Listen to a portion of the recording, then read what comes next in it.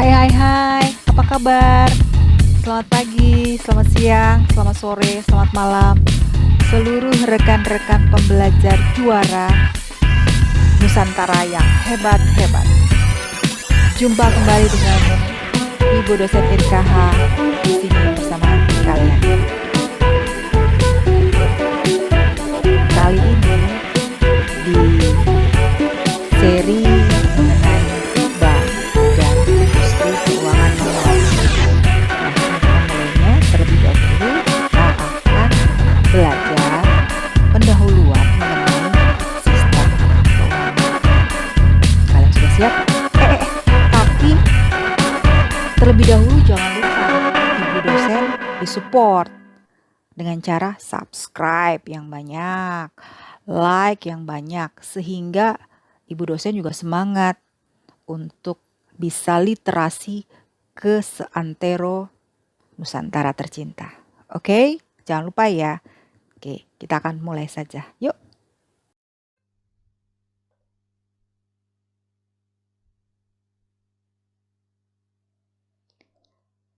Pertanyaan pembukaan. Apa yang terjadi bila sistem itu tidak ada?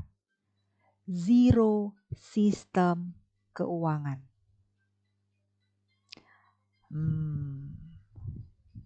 Jawabannya adalah suatu keniscayaan tanpa adanya sistem keuangan.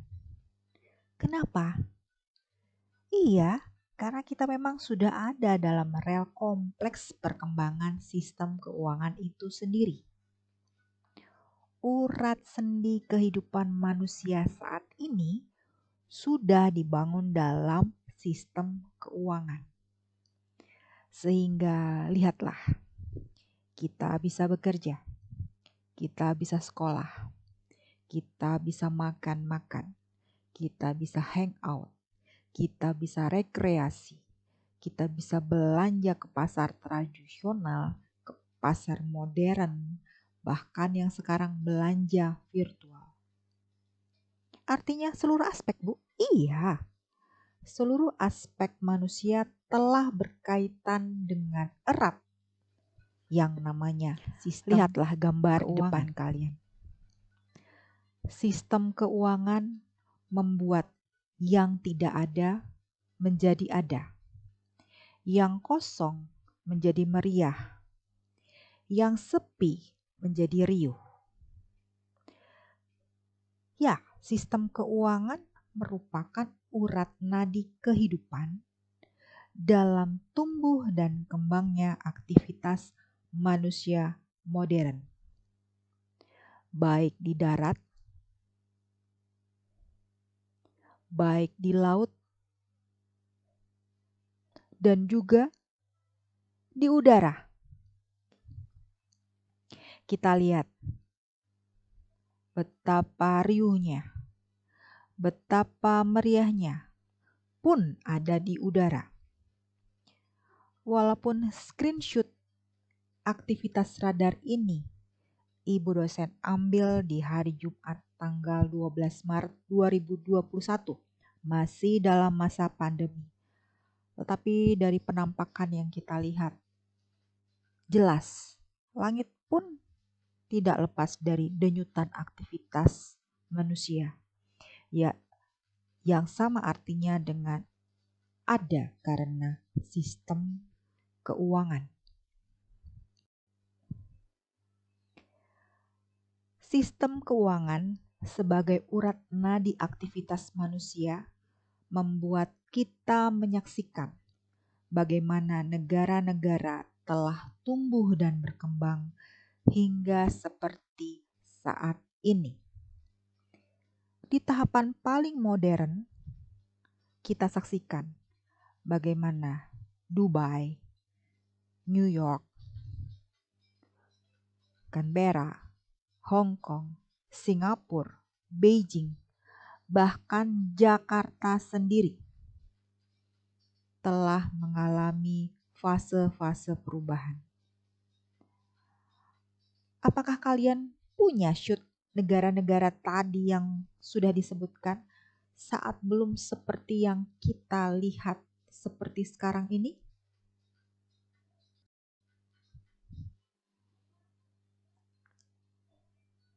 Kali ini, di video seri 1, akan kita ikuti pembahasan mengenai pengenalan sistem keuangan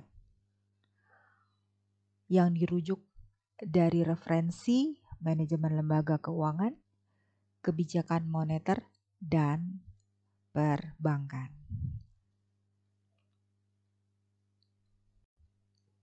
Kita awali dulu dengan pemahaman mengenai sistem.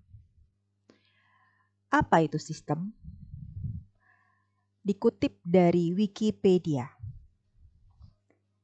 yang disebut dengan sistem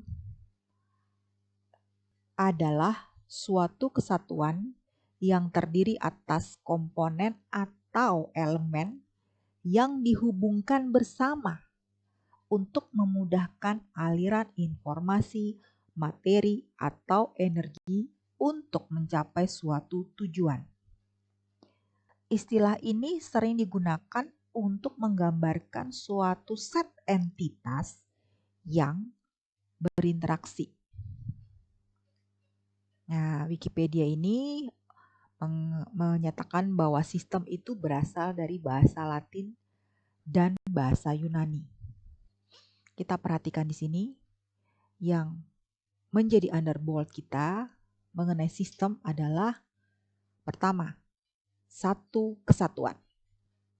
Yang kedua, komponen atau elemen yang saling berhubungan. Dan kemudian adanya aliran. Aliran apa? Aliran tentu saja informasi, materi, energi yang merupakan inti daripada elemen.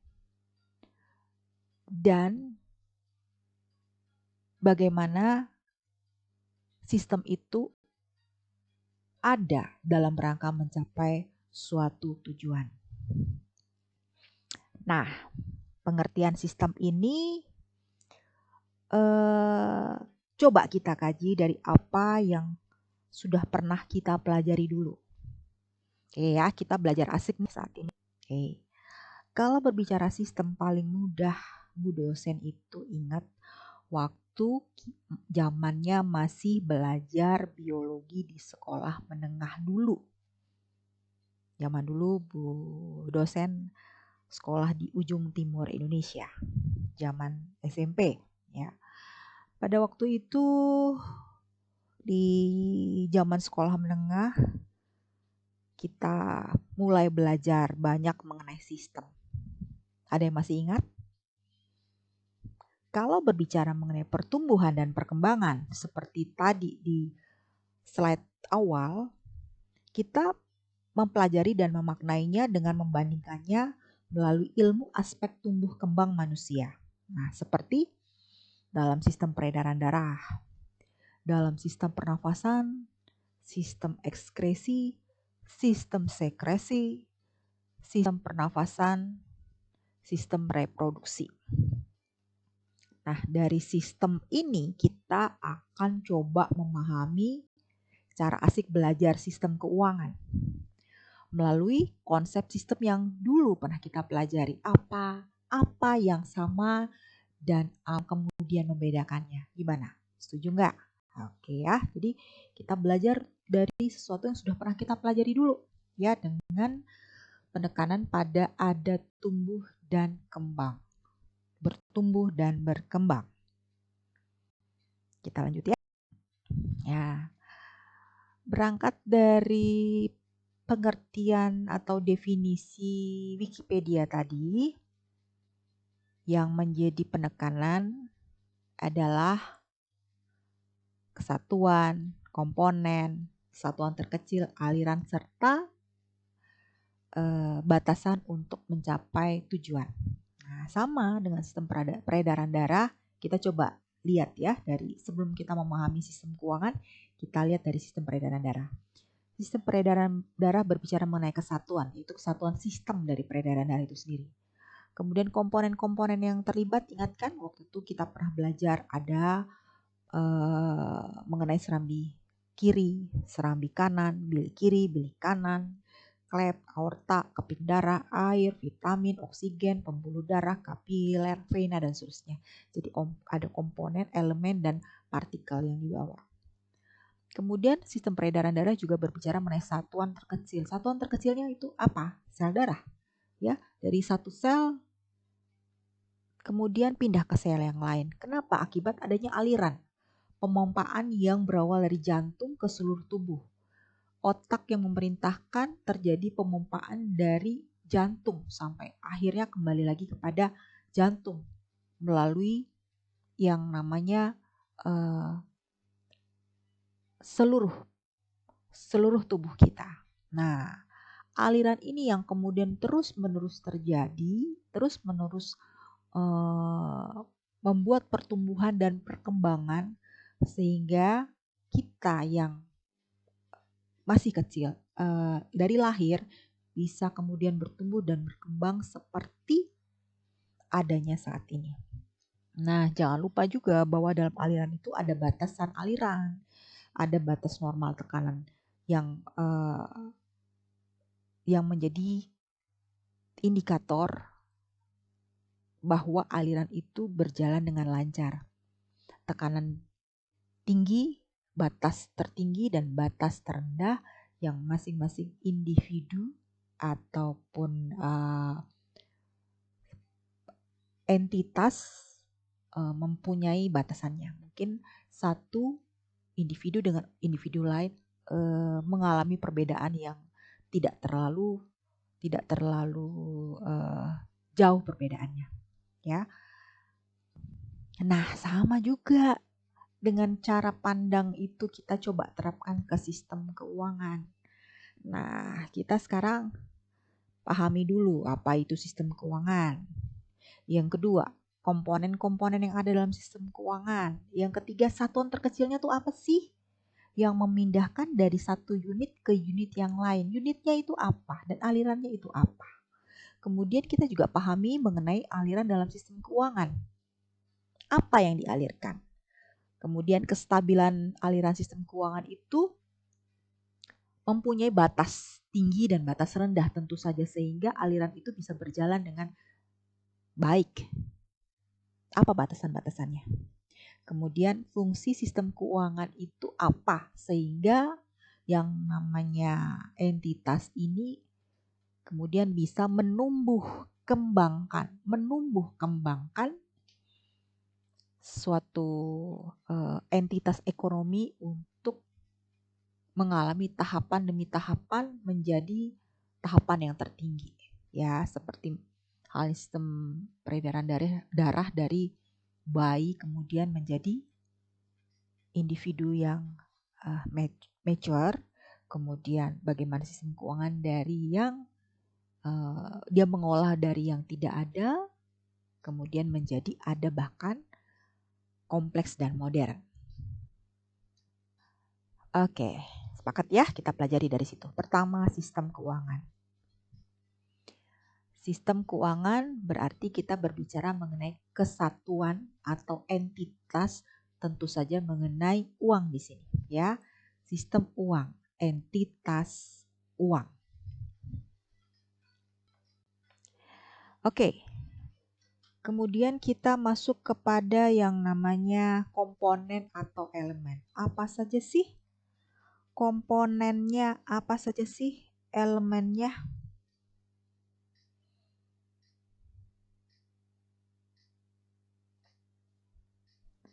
Oke, kita masuk.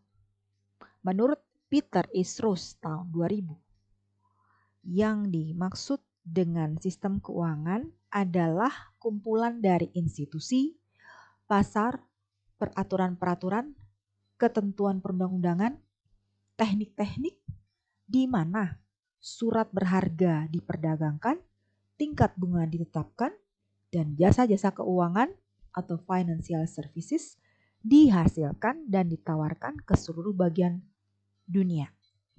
Nah, kalau misalnya kita Oke. Kalau misalnya kita melihat definisi yang disebutkan Peter Isrus itu ternyata banyak sekali ya yang harus dipahami dari sistem keuangan. Nah, bagaimana kalau hal-hal yang sulit-sulit ini kita buat asik? Jadi lebih mudah untuk kita pahami, kita cerna, dan kita ingat seterusnya. Kayak apa sih belajar asik itu? Yuk kita lihat. Oke, yang namanya sistem keuangan itu kata Peter Esus tadi katanya apa? Kumpulan. Kalau kita belajar matematik zaman dulu tuh, zaman SD itu lah, kumpulan itu kan sama dengan himpunan semesta yang dilogokan dengan S. Jadi kita buat kotak, kemudian ada semesta. Jadi sistem keuangan adalah semesta tentang yang menyangkut apa? IPAUD SIJ. IPAUD SIJ gampang. Jadi sistem keuangan menurut Peter Estrus adalah himpunan IPAUD SIJ, di mana dihasilkan dan ditawarkan ke seluruh bagian dunia. IPAUD SIJ itu apa sih, Bu? Ibu dosen? IPAUD SIJ itu tadi, institusi, pasar, peraturan, perundang-undangan, teknik-teknik di mana surat berharga dihasilkan, suku bunga ditetapkan. Ingat ya, suku bunga itu logonya adalah I, simbolnya adalah I, dan kemudian jasa-jasa dihasilkan dan ditawarkan seluruh bagian dunia. Jadi gampang dengan menggambar seperti ini. Ini yang maksud Ibu dosen dengan belajar asik, ya, belajar asik. S, IPAUD, SIJ. Sudah itu. Jadi selanjutnya bagaimana kita bisa pahami? Ya, kita pahami dengan cara memecah ini semua. Pecahannya seperti apa? Ayo kita lihat satu-satu yuk. Yang pertama I. I itu apa? Institusi. I atau institusi adalah sesuatu yang dilembagakan oleh undang-undang. Dilembagakan. Ya. Istilah pengertian ini diambil dari Kamus Bahasa Indonesia. Jadi institusi yang dimaksud yang dilembagakan oleh undang-undang, termasuk dalam hal ini kita bisa lihat Bank Indonesia. Kemudian ada OJK, ada LPS, ada BPR atau Bank Perkreditan Rakyat. Kemudian ada sejumlah bank ini ya. Ada Bank Persero, ada kemudian bank pemerintah daerah, ada bank swasta nasional, kemudian ada juga bank syariah ya. Kemudian berbicara juga institusi di sini ada Indonesia Stock Exchange ya. Kemudian ada Sinarmas, ada Assurance, ada Jiwasraya, ada asuransi dan banyak lagi. Ini menggambarkan apa? Lembaga. Kita biasa di sini kita sebutnya dengan lembaga keuangan ya. Dengan lembaga institusi merupakan bagian dari lembaga keuangan. Kemudian bagaimana dengan P? P itu adalah pasar. Pasar adalah salah satu dari berbagai sistem, institusi, prosedur hubungan sosial dan infrastruktur, tempat usaha menjual barang dan jasa, serta tenaga kerja untuk orang-orang dengan imbalan uang. Artinya, di situ ada yang namanya pembeli, penjual, agent, tempat untuk transaksi, kemudian waktu, kemudian imbalan. Ada juga makelar, ada juga negosiasi, dan juga deal harga. Ya, ini yang terjadi dalam pemahaman pasar. Selanjutnya kita masuk kepada IPAUD ya. A itu adalah aturan yang dirujuk. Bicara aturan berarti berbicara mengenai ketentuan atau petunjuk atau arah. Biasanya dikaitkan dengan operasional dari unit dalam sistem keuangan. Ini kita lihat ada beberapa peraturan Bank Indonesia. Peraturan Bank Indonesia, ini ada yang mengenai unit usaha syariah, ada penyediaan modal minimum bank umum, kemudian ada kegiatan penyertaan modal, kemudian ada yang kaitannya dengan giro wajib minimum bank umum pada Bank Indonesia dalam rupiah dan valuta asing. Jadi ini masuk ke dalam peraturan di Bank Indonesia. Ini kita ambil dari OJK Go ID. Jadi ini aturan. Kemudian undang-undang ya. Kita lihat bahwa undang-undang atau legislasi adalah hukum yang telah disahkan oleh badan legislasi atau unsur ketahanan lainnya.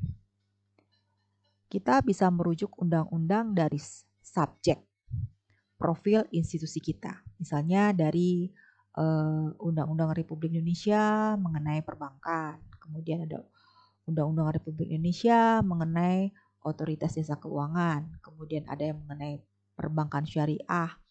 Kemudian tentang peraturan pemerintah pengganti undang-undang tentang Bank Indonesia dan seterusnya, banyak sekali ya. Nanti kita semua bisa melihat detail pada saat kita membicarakan mengenai subjek menyangkut undang-undang ini di video-video berikut.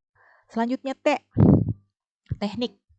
Teknik dalam sistem keuangan menyangkut subjek dan objek. Misalnya ini ya, kebijakan moneter langsung Bank Indonesia berupa kredit ceiling, penetapan suku bunga, penurunan nilai uang, ataupun kredit langsung. Itu yang moneter langsung ya. Kemudian ada kebijakan moneter tidak langsung menyangkut likuiditas wajib minimum, fasilitas diskonto, OPT, FASBI, juga ada yang namanya moral suasion. Kemudian berkaitan dengan mekanisme aliran dana jangka pendek, jangka menengah dan jangka panjang, kemudian tinjauan dan penilaian atas kelancaran, kapasitas dan kontinuitas dana, kemudian juga berkaitan dengan teknik-teknik jual beli, teknik-teknik yang berkembang selaras dengan dinamika dalam pasar. Ya, cara teknik itu merupakan sebuah cara menyangkut subjek dan objek. Kita lanjut pada surat berharga. Nah, surat berharga itu apa sih? Surat berharga merupakan surat yang oleh penerbitnya digunakan sebagai pelaksanaan pemenuhan suatu prestasi berupa pembayaran sejumlah uang. Tapi pembayaran itu tidak menggunakan mata uang tunai, melainkan menggunakan alat bayar lain. Ini disadur dari Abdul Qadir Muhammad. Macam-macam bentuknya. Di sini yang Ibu dosen tampilkan ada warkat, contoh warkat dari Bank Sentral Asia. Kemudian ada lagi contoh stok, ya, preferred stock di sini. Kemudian ada yang kita lihat di sini surat berharga syariah negara retail yang kita kenal dengan sukuk retail.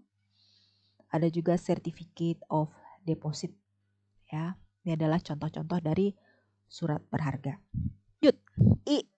I yang interest rate atau suku bunga. Interest rate adalah persentase dari nominal yang dibayarkan sebagai imbalan jasa atau bunga dalam periode tertentu. Kita ambil contoh dari situs digibank untuk suku bunga simpanan dan Bank BCA untuk suku bunga pinjamannya. Ini ada suku bunga deposito, ini ada suku bunga kredit. Kemudian yang terakhir adalah jasa-jasa. Apa itu jasa? Jasa adalah semua aktivitas langsung tak langsung yang berhubungan dengan kegiatan lembaga intermediasi. Sebagai contoh nih, surat safe deposit box, kemudian ada letter of credit LC, kemudian berbagai macam alat bayar, bisa jadi kartu ya, kartu. Kemudian di sini ada transfer antar bank menggunakan RTGS, dan kemudian termasuk juga jasa-jasa penukaran mata uang. Itu bagian dari jasa. Sekarang kita coba lihat pengertian sistem keuangan yang diambil dari BI Go ID. Kita bacakan saja ya. Sistem keuangan sendiri adalah suatu sistem yang terdiri atas lembaga keuangan, pasar keuangan, infrastruktur keuangan, serta perusahaan non-keuangan dan rumah tangga yang saling berinteraksi dalam pendanaan dan atau penyediaan pembiayaan pertumbuhan perekonomian (BIGO ID).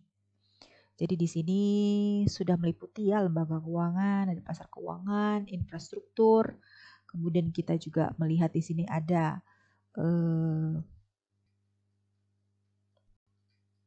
ketentuan mengenai harus saling berinteraksi dalam hal apa? Pendanaan dan penyediaan untuk pertumbuhan perekonomian. Nah, hal-hal yang ditekankan di sini akan kita cross check selanjutnya ke bawah.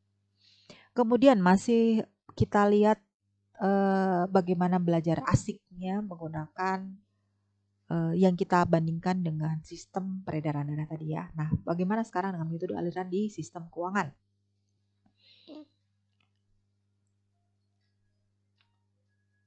Nah,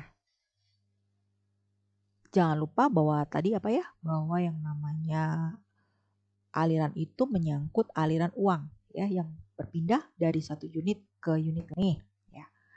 Jadi bahwa sistem keuangan itu menyangkut perpindahan dana, ada aliran dana dari satu unit ke unit yang lain. Ya, unit apa itu? Dari unit surplus ke unit defisit.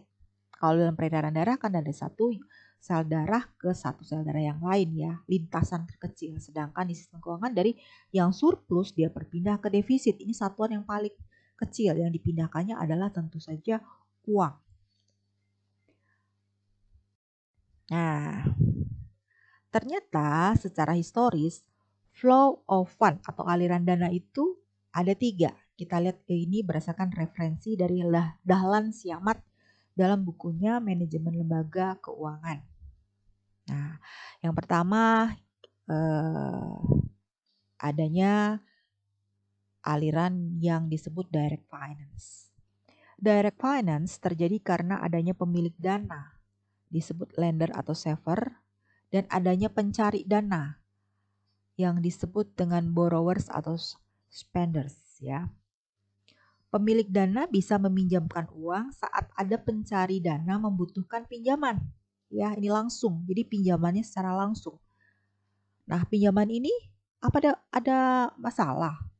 Apa ada kesalahan? Nah, ada masalahnya. Masalahnya itu kira-kira seperti ini. Pada saat seseorang membutuhkan dana, sulit nggak kita mencari yang bisa meminjamkan? Apalagi kemungkinan ya sudah satu kita sulit mencari yang bisa meminjamkan uang. Yang kedua belum tentu yang rupiah nominal yang kita pinjamkan itu bisa dipenuhi.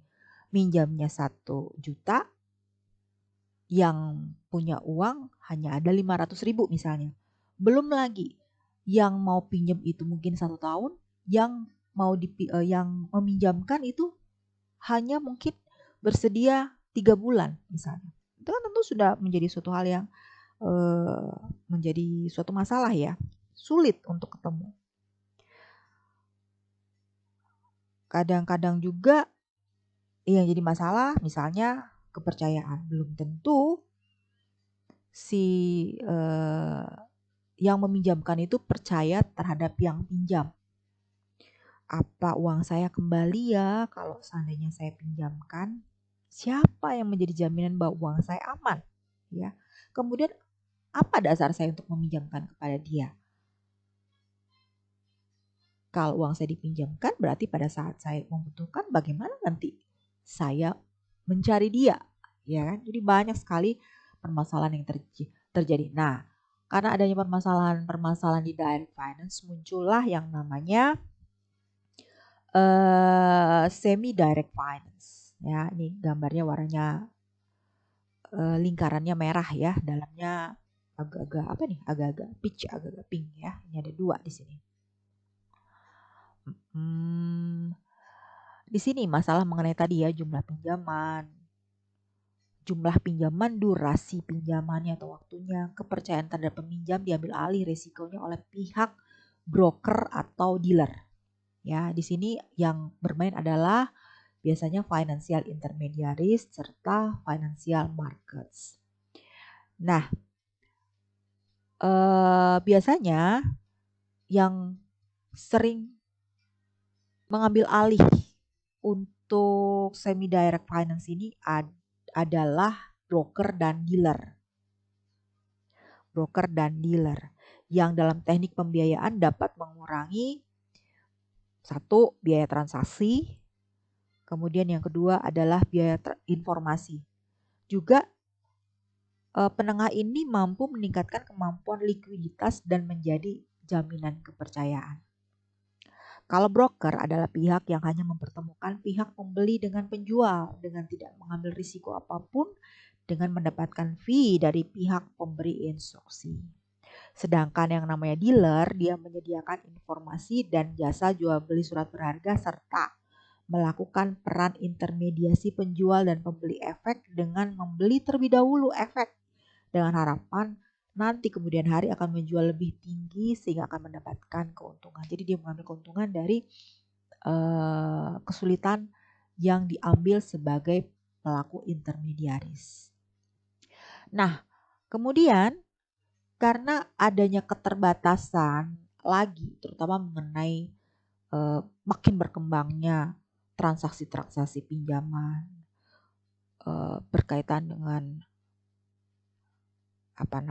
terkadang orang itu ingin cari yang simple kan dari kekompleksan yang ada ya. Kalau hanya difasilitasi oleh semi direct finance ini banyak hal yang tidak bisa diakomodir. Nah, kemudian muncullah satu lembaga intermediaris nanti yang dalam satu pool tempat bisa melaksanakan banyak hal. Itu bisa dibilang sebagai one stop shopping ya. Ini yang disebut dengan indirect finance. Ini yang disebut dengan indirect finance. Dia akan menyediakan dana dan mengurangi kompleksitas perkembangan di sistem keuangan dalam kaitannya dengan modernisasi penyederhanaan sistem aliran dengan adanya unit intermediasi secara khusus yang menjembatani hubungan antara unit surplus dan unit defisit dalam konteks dua aliran arah. Jadi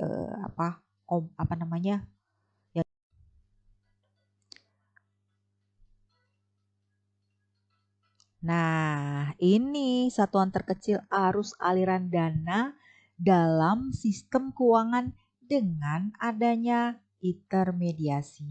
Kalau tadi kita melihat satuan terkecil dari aliran dana, nah yang ini adalah satuan terkecil arus aliran dana dalam sistem keuangan dengan adanya intermediasi, unit intermediasi. Kita lihat di sini, ada unit surplus, yaitu pihak yang surplus dana atau uang. Ada intermediasi. Di sini nanti kita lihat perbankan dan industri keuangan non-bank serta pasar keuangan. Dan di sini ada unit defisit atau pihak yang membutuhkan pendanaan. Bu, siapa saja sih mereka? Unit surplus. Nah, unit surplus ini bisa individu, ya Bu dosen untuk kalian. Kemudian ada pihak UMKM, ada pihak pemerintah, atau bahkan mungkin negara lain. Ya, pihak-pihak yang punya dana. Kemudian unit defisit siapa? Sama. Ada Bu dosen, ada kalian juga, ada UMKM, usaha kecil, usaha menengah, perusahaan besar, kemudian ada pemerintah atau juga negara lain. Ya, sedangkan intermediasi tadi ya sudah disebutkan. Nanti intermediasi ini adalah pihak yang melakukan kolektif dana, mengumpulkan dana dari unit surplus. Dikumpulin nih. Kemudian yang terima intermediasi. Nah, kemudian unit surplus ini yang akan meneruskan kepada unit defisit atau pihak-pihak yang membutuhkan dana atau kita sebutnya dengan orang yang mengajukan kredit nantinya kalau di bank sebagai contoh ya. Kan kemudian nanti unit defisit ini wajib mengembalikan dana berdasarkan perjanjian yang sudah disepakati ditandatangani bersama dengan pihak intermediasi kapan mau kembalinya. dan berapa dikembalikan. Dan kemudian intermediasi ini apa? Membayarkan kepada unit surplus sebagai pihak investor atau yang jadi intermediasi ini penting gitu peranannya. Ya, dialah yang melakukan penarikan dana dari penabung melalui melakukan penghimpunan dana atau kolektif dana dan kemudian diterus pinjamkan kepada para peminjam. Ya. Nah, intermediasi itu tadi ya sudah disebutkan ada pihak bank, kemudian ada industri keuangan non-bank dan juga pasar keuangan di sini.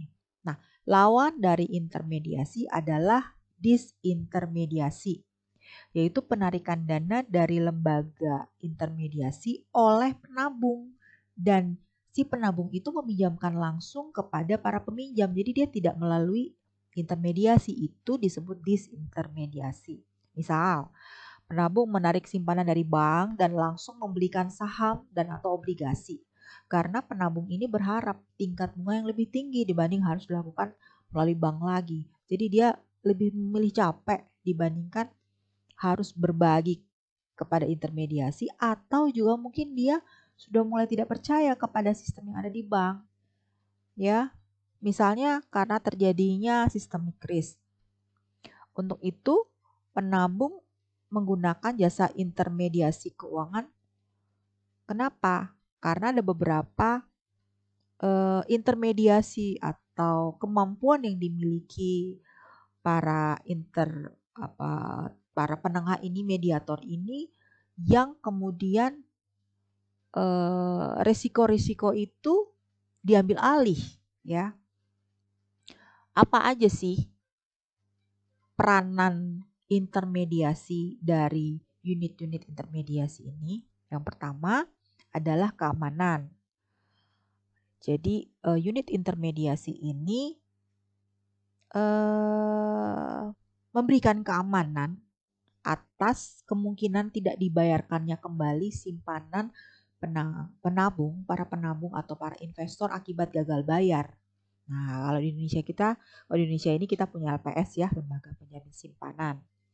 Kemudian unit intermediasi ini menanggung resiko-resiko yang mungkin. Resiko yang mungkin terjadi. Ya, mereka yang menanggung. Jadi para investor itu kemudian dengan menyimpan dananya di unit intermediasi, resiko yang mungkin terjadi ditanggung sendiri bisa dialihkan kepada pihak unit intermediasi.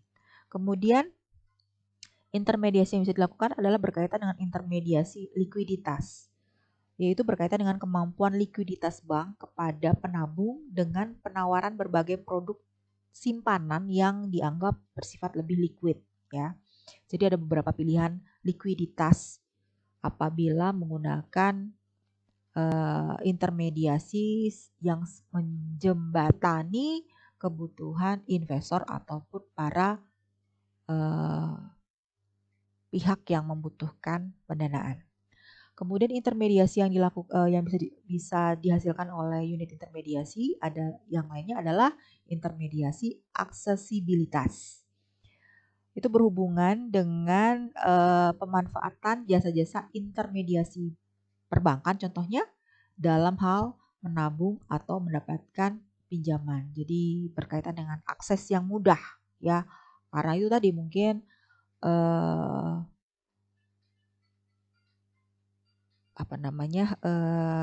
one stop shopping yang memberikan tingkat aksesibilitas tinggi bagi para unit surplus maupun unit defisit. Kemudian intermediasi kemudahan. Nah, unit intermediasi ini dia memberikan sejumlah kemudahan dan kelebihan yang ditawarkan melalui unit-unitnya, yaitu perbankan, IKNB maupun pasar keuangan, yang akhirnya menjadi suatu daya tarik tersendiri bagi unit surplus maupun unit defisit. Dinamika yang terjadi dalam masyarakat senantiasa mengalami perubahan sejalan dengan permintaan di dalam masyarakat itu sendiri. Juga adanya perkembangan teknologi, perubahan undang-undang dan aturan, kondisi persaingan internal maupun eksternal, serta sejumlah perilaku dan tuntutan lingkungan yang kompleks, juga kenaikan skala ekonomi dengan berbagai jasa-jasa likuiditas menyebabkan banyak terjadinya penyesuaian dan adaptasi yang dilakukan oleh lembaga keuangan. Dan peran intermediasi pun, unit intermediasi pun ikut menjadi kompleks. Kekompleksan itu menyangkut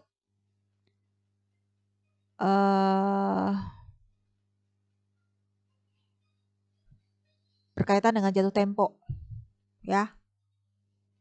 Kalau dulu kita mengenal deposito 1 bulan, 2 bulan, 3 bulan, 6, 9, 12, 18, 24, 36. Sekarang kita sudah bisa mengenal beberapa deposit on call, di mana jatuh temponya semakin turun, ya. Jadi ya itu karena dinamika yang terjadi dalam masyarakat yang memberikan tuntutan kepada intermediasi juga untuk unit intermediasi untuk menyesuaikan dengan ragam layanannya. Kemudian dinamika dalam masyarakat itu tadi juga memberikan penambahan intermediasi risiko, ya. Tentu dengan makin kompleks makin banyak dong risiko yang akan didapatkan. Nah, ini harus bisa direspon cepat nih oleh lembaga keuangan. Kemudian lembaga keuangan itu juga berfungsi sebagai intermediasi mata uang, ya. Makin banyak nih yang menjadi mempunyai hubungan dengan negara kita, kemudian menjadi bank korespondensi, dan penyebaran itu yang membuat akhirnya pekerjaan dari lembaga keuangan juga semakin banyak.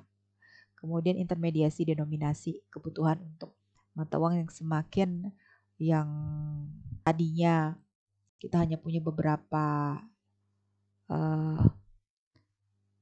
mata uang, besaran mata uang, kemudian kita punya kemudian makin lama makin besar, atau bahkan juga semakin kecil yang harus direcehkan, kita menggunakan cashless misalnya, ya. Ada intermediasi denominasi di sini. Kemudian intermediasi informasi yang dilakukan oleh lembaga keuangan, ya. Kemudian lembaga keuangan juga berperan dalam intermediasi interest rate. Bagaimana risiko-risiko pergerakan suku bunga kemudian harus bisa direspon oleh lembaga keuangan. Nah, selanjutnya ini yang paling menarik. Bagaimana pertumbuhan ekonomi dalam sistem keuangan itu bisa terjadi. Nah, yang menjadi tujuan kita kan adalah bagaimana pertumbuhan ekonomi dalam rangka kesejahteraan seluruh masyarakat. Nah, kita lihat di sini ya, perhatikan slide ini. Di pihak unit, oke, kita lihat mulai dari mana dulu? Dari pihak surplus atau penyedia dana, ya, mereka yang punya dana simpanan yang diletakkan di bank, baik individu, rumah tangga, ya, baik perusahaan-perusahaan kecil, UMKM, pemerintah menaruh dananya di bank, di intermediasi, ya, sebagai contohnya, ya, bank, ya. Kemudian pihak bank ataupun industri keuangan non-bank kemudian melakukan kegiatan yang namanya menyalurkan kepada unit defisit dalam bentuk pinjaman kredit atau loanable fund, ya. Unit defisit ini atau para peminjam borrower, mereka melakukan peminjaman dalam rangka membangun pabrik, membeli mesin, membayar gaji karyawan misalnya, ya. Misalnya membayar gaji karyawan, kemudian membangun jembatan, membeli lahan, membeli barang modal, rehabilitasi, realokasi, modernisasi, beli bahan baku, kredit usaha, dan banyak lagi yang intinya untuk kebanyakan biasanya diharapkan untuk usaha-usaha produktif ya. Ini yang disebut dengan denyut penyediaan pembiayaan pertumbuhan ekonomi itu. Jika kita lihat dari yang kosong mulai tumbuh nih ya, berkembang. Kita berterima kasih nih bagi para rekanan kita yang punya kontribusi dalam melakukan pembangunan dan kemudian menyediakan sejumlah lapangan pekerjaan. Sehingga pada akhirnya suatu wilayah bisa berkembang ya. Nah, di sisi lain ya, seperti halnya kita melihat keseimbangan bahwa akibat yang berimbang dari berjalannya unit defisit ini ya, itu secara keseimbangan ini akan lari ke sini nih. Bahwa unit surplus pun pasti akan bertumbuh menghasilkan sumber-sumber dari kesejahteraan hidup masyarakat ya. Ini berkembang, tentu keseimbangannya larinya ke sini, ya kan? Nah, kalau dari sisi unit surplus ini yang kita sebut dengan kesejahteraan hidup masyarakat. Unit surplus mendapatkan hasil dari alokasi simpanan dananya dan dapat digunakan untuk meningkatkan taraf hidup kesejahteraannya. Ya. Nah, kalau ini seimbang ya, kanan kiri ini seimbang, harapannya bahwa pertumbuhan ini bisa menghasilkan konsep keadilan dan pemerataan. Keadilan pemerataan bahwa nanti kekayaan yang berasal dari sini tentu saja harapan kita tidak menumpuk pada satu komunitas tertentu ya, tetapi bagaimana nanti sisi kiri ini penyebarannya bisa meluas, mencakup pemerataan ke seluruh masyarakat. Nah, kalau ini berjalan dengan baik, tentu saja arus ini akan berjalan terus kembali ke sisi intermediasi untuk melakukan kegiatan-kegiatan pembangunan berikutnya. Jadi ini akan terus-menerus berputar, menghasilkan pembangunan dan memberikan kesejahteraan bagi seluruh masyarakat Indonesia. Selanjutnya, aliran dana dalam sistem keuangan memiliki batasan sebagai indikator yang akan menjaga baik buruknya sistem keuangan itu sendiri. Kestabilan dalam dinamika perekonomian harus dijaga sehingga perekonomian dapat tumbuh kontinu. Ya, kita balik lagi lah. Seperti pada waktu kita pelajari mengenai tekanan darah, itu sistem peredaran darah ada yang namanya sistol dan diastol, tekanan yang paling tinggi dan tekanan yang paling rendah, tidak boleh terlalu tinggi dan tidak boleh terlalu rendah. Ada batasan normal yang apabila melewati batas normal yang tinggi atau terlalu rendah itu akan berbahaya bagi sistem itu sendiri. Sama juga dengan sistem keuangan ini. Kalau seandainya terlalu tinggi atau terlalu rendah itu akan mengakibatkan bahaya yang disebut juga dengan bahaya yang bisa menyangkut sistem secara sistemik risk. Ini yang harus dijaga, bagaimana batasan-batasan itu harus tetap dijaga. Sistem keuangan menentukan tingkat bunga kredit atau cost of credit dan besaran jumlah kredit yang tersedia untuk membayar semua barang dan jasa yang dibeli setiap hari. Bila tingkat bunga kredit naik lebih tinggi dan jumlah loanable fund yang tersedia terbatas, maka total pengeluaran atau spending untuk barang dan jasa akan mengalami penurunan. Akibatnya pengangguran ini sudah dapat dipastikan akan naik dan pertumbuhan ekonomi akan mengalami penurunan. Kenapa? Karena unit-unit usaha mengurangi produk dan kemungkinan juga akan mengurangi atau memberhentikan karyawannya. Nah, sebaliknya, apabila tingkat suku bunga kredit itu itu turun dan jumlah non-nobel fund yang tersedia banyak, maka total pengeluaran dalam ekonomi juga akan meningkat. Sektor usaha menggeliat dengan optimalisasi produk yang pada akhirnya menambah lapangan pekerjaan dan meningkatkan pertumbuhan ekonomi. Nah, sampailah kita kepada fungsi sistem keuangan, ya, ending dari ini. Di dalam perekonomian modern ada sejumlah fungsi pokok sistem keuangan. Apa saja itu? Yang pertama, fungsi tabungan. Seperti dalam hal kepemilikan simpanan berimbal hasil tinggi. Misalnya obligasi, saham yang pada akhirnya memiliki potensi peningkatan taraf hidup individu, kelompok atau pemiliknya. Kemudian fungsi kekayaan. Ya, ini bisa menjadi akumulasi dari tabungan ya, fungsi tabungan juga ya. Transaksi jual beli dalam pasar keuangan itu juga menyediakan cara terbaik menyimpan kekayaan dengan cara menahan nilai aset yang dimiliki. Ini yang memberikan pemahaman mengenai penyimpanan kekayaan yang signifikan. Kemudian sistem keuangan juga memberikan fungsi likuiditas, yaitu kekayaan yang tadinya disimpan dalam instrumen kekayaan itu dapat dikonversi menjadi uang tunai kan, baik di bank maupun di pasar keuangan, jadi bisa dicairkan.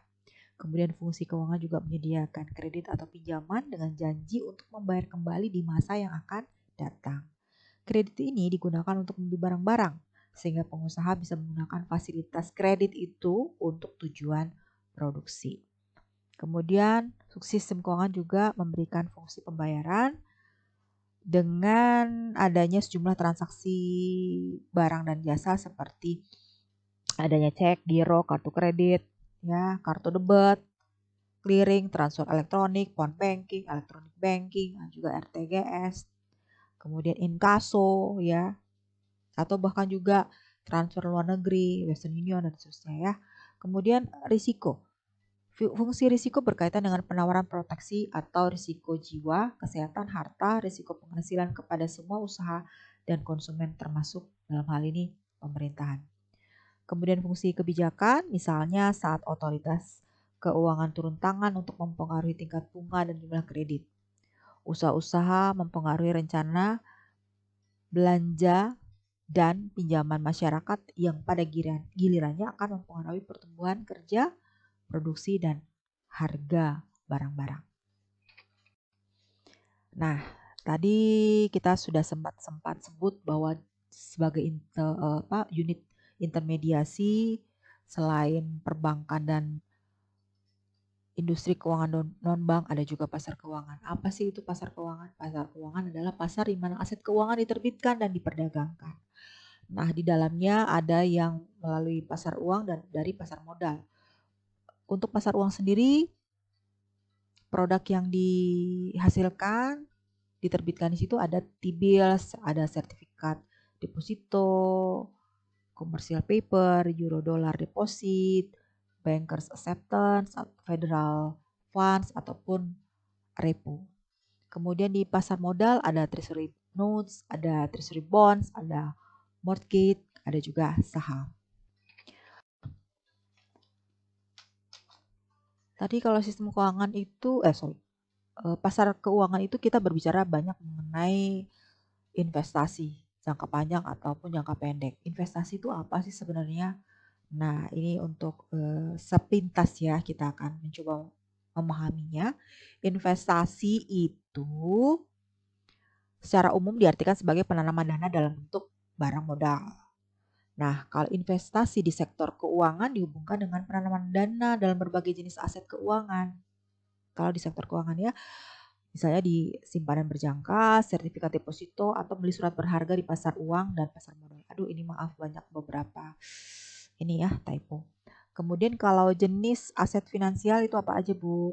Termasuk uang tunai, simpanan bank, saham, surat utang, unit penyertaan atau unit reksadana, serta instrumen derivatif. Ya, nanti ada beberapa yang sifatnya pasar uang, pasar modal, nanti kita belajarnya cukup banyak. Aset finansial itu cirinya seperti apa? Karakternya seperti apa? Satu, tidak memberikan jasa secara terus-menerus. Ya. biasanya karena disimpan ya. Kemudian pendapatan untuk masa depan. Kemudian dia merupakan source of value. Dia akan memberikan kita kemampuan daya beli, itu tadi yang kita sempat sentuh-sentuh di kekayaan ya. Lembaga keuangan memberikan fungsi kekayaan melalui aset finansial. Kemudian aset finansial umumnya tidak mengalami depresiasi. Kemudian bentuk fisiknya tidak seimbang dengan nilai pasar. Ya, bentuk fisiknya mungkin hanya kertas ataupun virtual mungkin ya, bahkan sekarang udah virtual. Angkanya bisa nolnya banyak banget, sedangkan fisiknya mungkin tidak tidak semahal nilai aslinya. Kemudian biasanya berbentuk sertifikat atau informasi virtual tadi, yaitu makanya kenapa bentuk fisiknya itu tidak seimbang dengan nilai pasarnya. Nilai pasarnya bisa mungkin miliaran, triliunan, tetapi sertifikatnya hanya sebuah kertas biasa ataupun catatan di komputer. Kemudian biaya simpannya murah dan mudah dialihkan menjadi aset yang lain. Ini karakter aset finansial. Jadi kalian paling tidak sebelum nanti kita masuk kepada topik-topik berkaitan dengan perbankan, bank keuangan, kalian bisa pisahkan atau memahami dengan yang namanya aset finansial itu perbedaannya seperti apa. Ini merupakan referensi dari materi-materi hari ini dan juga nanti ke depannya akan kita pakai terus ini. Dan inilah akhir dari materi pengenalan sistem keuangan. Kita masih banyak bercerita melalui chapter-chapter selanjutnya, dan bagi kalian yang tertarik dan ingin semakin dalam dan semakin memahami mengenai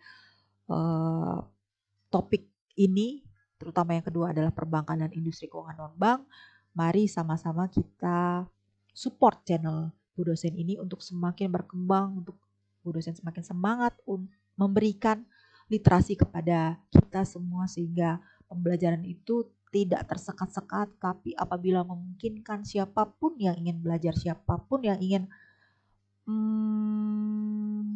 mengkayakan dirinya dengan mencari sumber-sumber yang bisa dipercaya, itu saja. Terima kasih atas perhatiannya dan terima kasih atas semangatnya. Kita akan berjumpa di sesi berikutnya. Bye-bye semuanya.